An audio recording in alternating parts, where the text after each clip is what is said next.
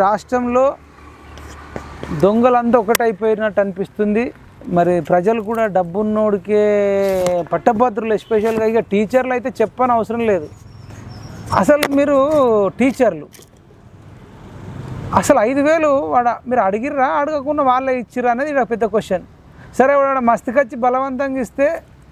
కూడా నీ డబ్బు వద్దురా బాబు, నేను కష్టపడి పని చేస్తున్నా, నాకు నెలకు ₹1,00,000 జీతం వస్తుంది,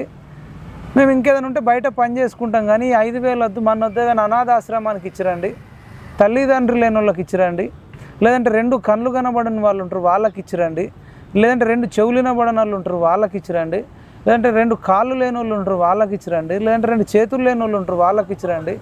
లేదంటే రక్తము సరిగ్గా లేక రక్తహీనతతో ఎంతోమంది బాధపడుతుంటారు వాళ్ళకి ఇచ్చేయండి, లేకపోతే ఎంతోమంది క్యాన్సర్తో బాధపడుతుంటారు వాళ్ళకి ఇచ్చేయండి, లేదంటే ఎంతోమంది డయాలసిస్ పేషెంట్లు ఉంటారు వాళ్ళకి ఇచ్చేయండి, ఎంతోమంది హార్ట్ పేషెంట్లు ఉంటారు వాళ్ళకి ఇచ్చేయండి అని చెప్పకుండా సిగ్గు, శరము, ఇజ్జతు, లజ్జ, కిడ్నీ, లివరు, హార్టు, బీటు ఏం లేకుండా 5,000 కనుక ఎవడైతే తీసుకున్నాడో వాడికే ఈ మాటలని చెప్తున్నా.